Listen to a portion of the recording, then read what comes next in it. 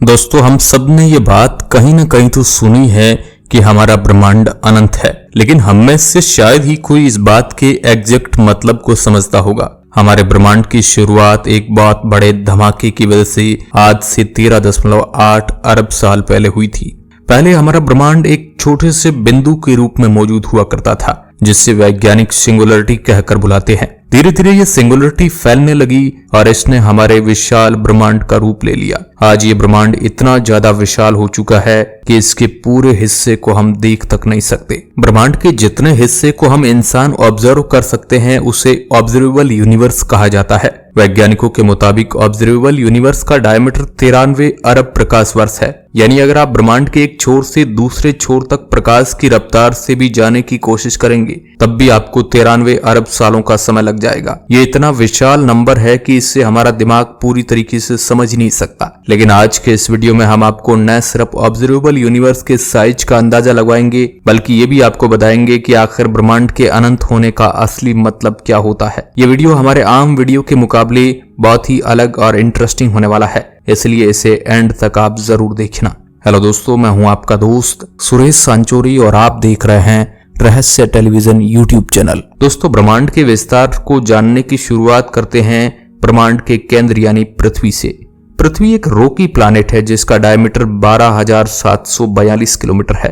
4.6 अरब साल पुराना यह ग्रह ब्रह्मांड में ढूंढा गया इकलौता ऐसा ग्रह है जिस पर जीवन मौजूद है। एक समय पर हमारी पृथ्वी बहुत ही गर्म और खतरनाक हुआ करती थी, लेकिन अंतरिक्ष से आए धूमकेतु ने इसके तापमान को घटाने में एक बहुत बड़ा योगदान दिया। उन धूमकेतु के केंद्र में पानी मौजूद था जिसने पृथ्वी पर आते ही बादलों की फॉर्मेशन कर ली। बादलों की वजह से पृथ्वी पर लाखों सालों तक बारिश हुई, जिससे समंदरों और नदियों का निर्माण हुआ। पृथ्वी ब्रह्मांड में एक बहुत ही अनोखा ग्रह है, लेकिन ये जिस तारे का चक्कर लगाती है वह इतना अनोखा नहीं है। 14 लाख किलोमीटर चौड़ाई वाला हमारा सूर्य एक मीडियम साइज स्टार है जिन्हें ब्रह्मांड में ढूंढना बेहद आसान है। सूर्य की फॉर्मेशन पृथ्वी के बनने के कुछ करोड़ साल पहले ही हुई थी और यह आने वाले करीब 5 अरब सालों तक ऐसे ही चमकता रहेगा।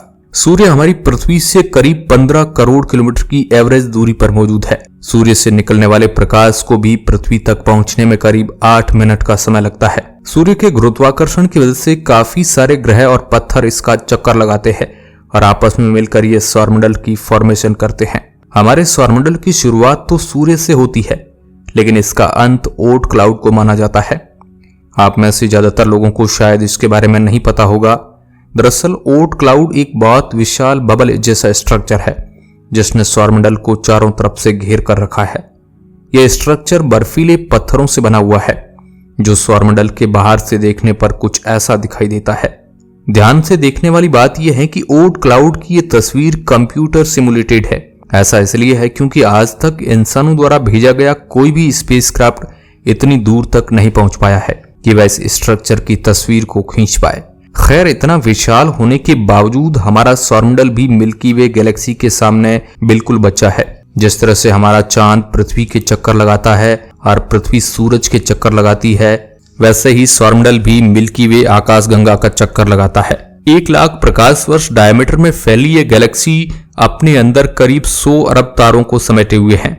वैज्ञानिकों के मुताबिक इस गैलेक्सी में हमारे सौरमंडल के जैसे ही अरबों सौरमंडल मौजूद होंगे, जिनमें से कुछ की तो हम ऑलरेडी खोज भी कर चुके हैं। सूर्य को मिल्की वे आकाशगंगा का चक्कर लगाने में करीब 23 करोड़ सालों का समय लगता है। अगर आपको यह लग रहा है कि हमारी गैलेक्सी बहुत ही ज्यादा विशाल है, तो मैं आपको बता दूं कि आप पूरी तरीके से गलत है। मिल्की वे कई सारी दूसरी गैलेक्सीज के साथ एक गैलेक्सी समूह में मौजूद है जिसे वैज्ञानिक लोकल ग्रुप के नाम से बुलाते हैं। इस लोकल ग्रुप में मौजूद सबसे बड़ी गैलेक्सी का नाम एंड्रोमेडा गैलेक्सी है और इसका डायमीटर 2,20,000 प्रकाश वर्ष है। ये तो आप सभी जानते ही होंगे कि ये दोनों आकाशगंगाएं एक दूसरे की ओर बढ़ रही है और आने वाले कुछ अरब सालों में ये दोनों ही आपस में टकराकर एक विशाल गैलेक्सी की फॉर्मेशन कर लेगी। जिस गैलेक्सी ग्रुप में दोनों आकाशगंगाएं मौजूद है उसका डायमीटर करीब 1 करोड़ प्रकाश वर्ष है।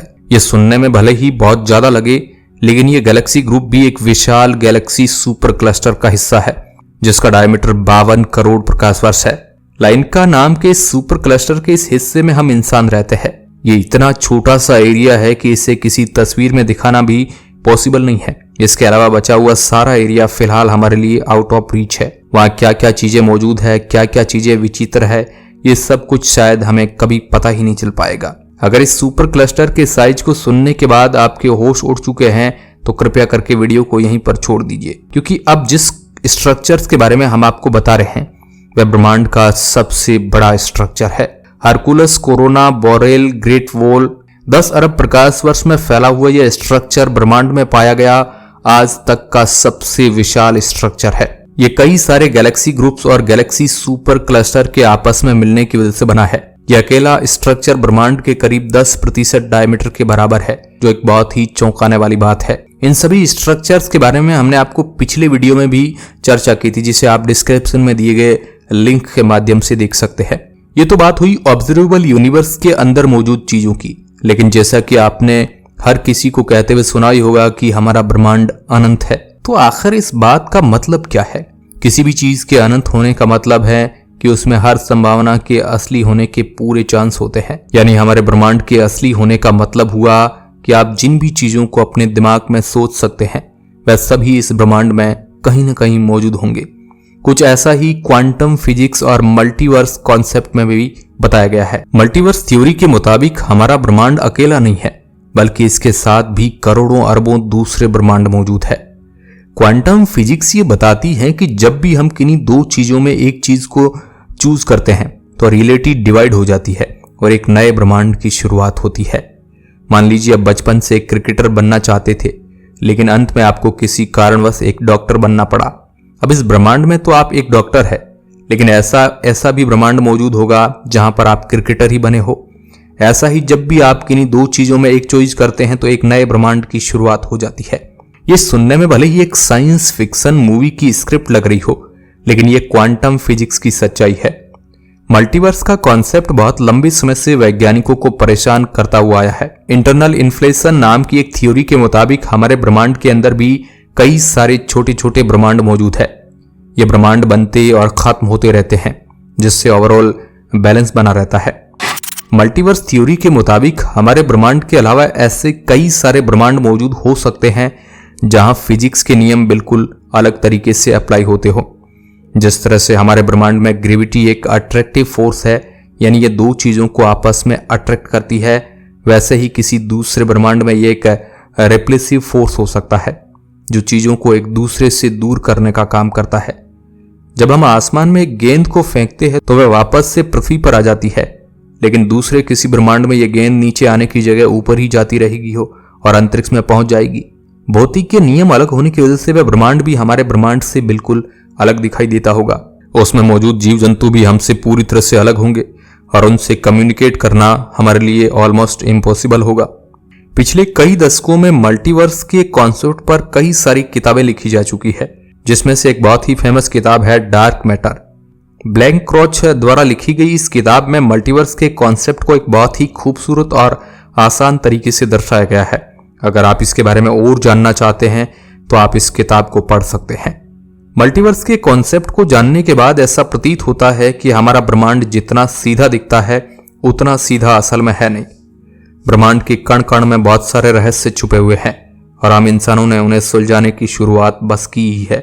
वैसे आपको क्या लगता है, मल्टीवर्स के कॉन्सेप्ट असली है या नहीं? हमें नीचे कमेंट के माध्यम से जरूर बताएं। आज के इस वीडियो में बस इतना ही। ऐसे ही किसी नई वीडियो में मिलते हैं, तब तक के लिए धन्यवाद।